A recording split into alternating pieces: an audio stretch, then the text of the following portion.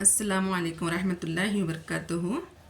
سیرت خاتم الانبیاء محمد مصطفیٰ صلی اللہ علیہ وسلم، زمزم کی کھدائی کا بیان۔ حضرت ابراہیم علیہ السلام کے بیٹے حضرت اسماعیل علیہ السلام کے 12 بیٹے تھے۔ ان کی نسل اس قدر ہوئی کہ مکہ مکرمہ میں نہ سما سکی اور پورے حجاز میں پھیل گئی۔ ان کے ایک بیٹے قیدار کی اولاد میں عدنان ہوئے۔ عدنان کے بیٹے معاد اور پوتے کا نام نزار تھا۔ نزار کے 4 بیٹے تھے، ان میں سے ایک کا نام مزر تھا۔ مزر کی نسل سے قریش بن مالک پیدا ہوئے، یہ فہر بن مالک بھی کہلائے۔ قریش کی اولاد بہت ہوئی، ان کی اولاد مختلف قبیلوں میں بٹ گئی۔ ان کی اولاد سے قصہ نے اقتدار حاصل کیا۔ قصہ کے آگے 3 بیٹے ہوئے، ان میں سے ایک عبد مناف تھے، جن کی اگلی نسل میں ہاشم پیدا ہوئے۔ ہاشم نے مدینے کے ایک سردار کی لڑکی سے شادی کی، ان کے یہاں ایک لڑکا پیدا ہوا، اس کا نام شیبہ رکھا گیا۔ یہ پیدا ہی ہوا تھا کہ ہاشم کا انتقال ہو گیا۔ ان کے بھائی مطلب مکے میں حاکم ہوئے۔ ہاشم کا بیٹا مدینہ منورہ میں پرورش پاتا رہا۔ جب مطلب کو معلوم ہو گیا کہ وہ جوان ہو گیا تو بھتیجے کو لینے کے لیے خود مدینہ گئے۔ اسے لے کر مکہ مکرمہ میں پہنچے تو لوگوں نے خیال کیا یہ نوجوان ان کا غلام ہے۔ مطلب نے لوگوں کو بتایا یہ ہاشم کا بیٹا اور میرا بھتیجا ہے۔ اس کے باوجود لوگوں نے اسے مطلب کا غلام ہی کہنا شروع کر دیا۔ اس طرح شیبہ کو عبد المطلب کہا جانے لگا۔ انہیں عبد المطلب کے یہاں ابو طالب، حمزہ، عباس، عبداللہ، ابو لہب، حارث، زبیر، زرار اور عبد الرحمن پیدا ہوئے۔ ان کے بیٹے عبداللہ سے ہمارے نبی حضرت محمد صلی اللہ علیہ وسلم پیدا ہوئے۔ عبد المطلب کے تمام بیٹوں میں حضرت عبداللہ سب سے زیادہ خوبصورت اور سب سے زیادہ پاک دامن تھے۔ عبد المطلب کو خواب میں زمزم کا کنواں کھودنے کا حکم دیا گیا، یعنی حضرت اسماعیل علیہ السلام کے اس کنویں کو قبیلہ جرہم کے سردار مزاز نے پاٹ دیا تھا۔ قبیلہ جرہم کے لوگ اس زمانے میں مکے کے سردار تھے، بیت اللہ کے نگران تھے۔ انہوں نے بیت اللہ کی بے حرمتی شروع کر دی۔ ان کا سردار مزاز بن عمرو تھا، وہ اچھا آدمی تھا۔ اس نے اپنے قبیلے کو سمجھایا کہ بیت اللہ کی بے حرمتی نہ کرو، مگر ان پر اثر نہ ہوا۔ جب مزاز نے دیکھا کہ ان پر کوئی اثر نہ ہوتا تو قوم کو اس کے حال پر چھوڑ کر وہاں سے جانے کا فیصلہ کیا۔ اس نے تمام مال و دولت، تلواریں اور زرہیں وغیرہ خانہ کعبہ سے نکال کر زمزم کی کنویں میں ڈال دی اور مٹی سے اس کو پاٹ دیا۔ کنواں اس سے پہلے ہی خشک ہو چکا تھا، اب اس کا نام و نشان مٹ گیا۔ مدتوں یہ کنواں بند پڑا رہا۔ اس کے بعد بنو قزاعہ نے بنو جرہم کو وہاں سے مار بھگایا۔ بنو قزاعہ اور قصہ کے سردار کا زمانہ اس حالت میں گزرا، کنواں بند رہا، یہاں تک کہ قصہ کے بعد عبد المطلب کا زمانہ آ گیا۔ انہوں نے خواب دیکھا، خواب میں انہیں زمزم کے کنویں کی جگہ دکھائی گئی اور اسے کھودنے کا حکم دیا گیا۔ حضرت علی رضی اللہ عنہ سے روایت ہے کہ عبد المطلب نے بتایا میں حجر اسود کے مقام پر سو رہا تھا کہ میرے پاس ایک آنے والا آیا۔ اس نے مجھ سے کہا طیبہ کو کھودو۔ میں نے اس سے پوچھا طیبہ کیا ہے، مگر وہ کچھ بتائے بغیر چلا گیا۔ دوسری طرف رات پھر خواب میں وہی شخص آیا، کہنے لگا براہ کو کھودو۔ میں نے پوچھا براہ کیا ہے، وہ کچھ بتائے بغیر چلے گئے۔ تیسری رات میں اپنے بستر پر سو رہا تھا کہ پھر وہ شخص خواب میں آیا، اس نے کہا مظنونہ کھودو۔ میں نے پوچھا مظنونہ کیا ہے، وہ بتائے بغیر چلا گیا۔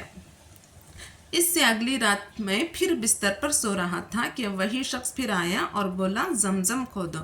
میں نے اس سے پوچھا زمزم کیا ہے، اس بار اس نے کہا زمزم وہ ہے جس کا پانی کبھی ختم نہیں ہوتا، جو حاجیوں کے بڑے بڑے مجموعے کو سیراب کرتا ہے۔ عبد المطلب کہتے ہیں میں نے اس سے پوچھا یہ کنواں کس جگہ ہے، اس نے بتایا جہاں گندگی اور خون پڑا ہے اور کوا ٹھونگے مار رہا ہے۔ دوسرے دن عبد المطلب اپنے بیٹے حارث کے ساتھ وہاں گئے۔ اس وقت ان کے یہاں یہی ایک لڑکا تھا۔ انہوں نے دیکھا وہاں گندگی اور خون پڑا تھا اور یہ کوا ٹھونگے مار رہا تھا۔ اس جگہ کے دونوں طرف بت موجود تھے اور یہ گندگی اور خون دراصل ان بتوں پر قربانی کیے جانے والے جانوروں کا تھا۔ پوری نشانی مل گئی تو عبد المطلب کو دل لے آئے اور کھدائی کے لیے تیار ہو گئے، لیکن اس وقت قریش وہاں آ پہنچے۔ انہوں نے کہا اللہ کی قسم ہم تمہیں یہاں کھدائی نہیں کرنے دیں گے، तुम हमारे इन दोनों बुतों के दरमियान कुआं खोदना चाहते हो जहां हम इनके लिए कुर्बानियां करते हैं। अब्दुल मुत्तलिब ने इनकी बात सुनकर अपने बेटे हारिस से कहा, तुम इन लोगों को मेरे करीब ना आने दो, मैं खुदाई का काम करता रहूँगा, इसलिए कि मुझे जिस काम का हुक्म दिया गया है मैं इसको ज़रूर पूरा करूँगा। कुरैश ने जब देखा कि वो बाज आने वाले नहीं तो रुक गए। आखिर उन्होंने खुदाई शुरू कर दी। जल्द ही कुएं के आसार नजर आने लगे। ये देखकर इन्होंने अल्लाह अकबर का नारा लगाया और पुकार उठे, ये देखो, ये इस्माइल अलैहिस्सलाम की तामीर है। जब कुरैश ने ये देखा कि इन्होंने कुआं तलाश कर लिया तो इनके पास आ गए और कहने लगे, अब्दुल मुत्तलिब, अल्लाह की कसम, ये हमारे बाप इस्माइल अलैहिस्सलाम का कुआं है और इस पर हमारा भी हक़ है, इसलिए हम इसमें तुम्हारे शरीक होंगे।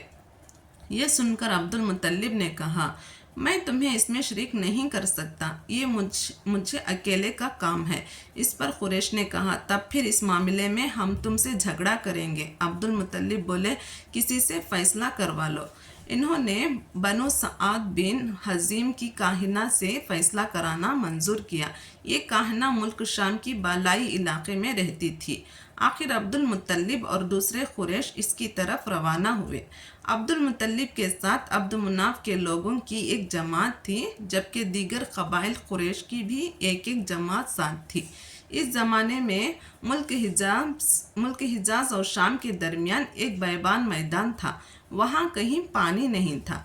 इस मैदान में इनका पानी ख़त्म हो गया। सब लोग प्यास से बेहाल हो गए, यहाँ तक कि इन्हें अपनी मौत का यकीन हो गया। इन्होंने कुरैश के दूसरे लोगों से पानी मांगा, लेकिन उन्होंने पानी देने से इनकार कर दिया। अब इन्होंने इधर उधर पानी तलाश करने का इरादा किया। अब्दुल मुत्तलिब उठकर अपनी सवारी के पास आए। जो ही इनकी सवारी उठी, इसके पाँव के नीचे से पानी का चश्मा उबल पड़ा। इन्होंने पानी को देखकर अल्लाह अकबर का नारा लगाया। फिर अब्दुल मुत्तलिब सवारी से उतर आए। सब ने खूब सैर होकर पानी पिया और अपने मुश्किज़े भर लिए। अब इन्होंने कुरैश की दूसरी जमात से कहा, आओ तुम भी सैर होकर पानी पी लो। अब वो भी आ गए और खूब पानी पिया। पानी पीने के बाद वो बोले, अल्लाह की कसम, ऐ अब्दुल मुत्तलिब, ये तुम्हारे हक़ में फ़ैसला हो गया। अब हम जमज़म के बारे में तुमसे कभी झगड़ा नहीं करेंगे। जिस ज़ात ने तुम्हें इस बैबान में सैराब कर दिया, वही ज़ात तुम्हें जमज़म से भी सैराब करेगा, इसलिए यहीं से वापस चलो। इस तरह कुरैश ने जान लिया कि अल्लाह ताला अब्दुल मुत्तलिब पर मेहरबान है, लिहाजा इनसे झगड़ाना बेसूद है और काहिना के पास जाने का कोई फ़ायदा नहीं है। चुनांचे सब लोग वापस लौटे। वापस आकर अब्दुल मुत्तलिब ने फिर कुएं की खुदाई शुरू की। अभी थोड़ी सी खुदाई की होगी कि माल दौलत, तलवारें और ज़रहें निकल आई। इसमें सोना और चांदी वगैरह भी थी। ये माल व दौलत देखकर कुरैश के लोगों को लालच ने आ घेरा। इन्होंने अब्दुल मुत्तलिब से कहा, अब्दुल मुत्तलिब, इसमें हमारा भी हिस्सा है। इनकी बात सुनकर अब्दुल मुत्तलिब ने कहा, नहीं, इसमें तुम्हारा कोई हिस्सा नहीं, तुम्हें इंसाफ का तरीक़ा इख्तियार करना चाहिए। आओ 500 की तीरों से खरिया डालें। इन्होंने ऐसा करना मंजूर कर लिया। 2 तीर काबे के नाम से रखे गए, 2 अब्दुल मुत्तलिब के और 2 कुरैश के, बाकी लोगों के नाम के। पांसा फेंका गया तो माल और दौलत काबा के नाम निकला। तलवारें और ज़रहें अब्दुल मुत्तलिब के नाम और कुरैशों के नाम के जो तीर थे वो किसी चीज़ पर ना निकले। इस तरह फैसला हो गया। अब्दुल मुत्तलिब ने काबे के दरवाजे को सोने से सजा दिया। जमजम की खुदाई से पहले अब्दुल मुत्तलिब ने दुआ मांगी थी कि ऐ अल्लाह, इसकी खुदाई को मुझ पर आसान कर दे। मैं अपना एक बेटा तेरे रास्ते में ज़बाह करूँगा। ज़ुबाह का बयान हम अगले वीडियो में करेंगे। अगर आपको हमारी इस हदीस का बयान अच्छा लगा हो तो आप हमारे चैनल को सब्सक्राइब करें, शेयर करें और लाइक करें। जज़ाकल्लाह।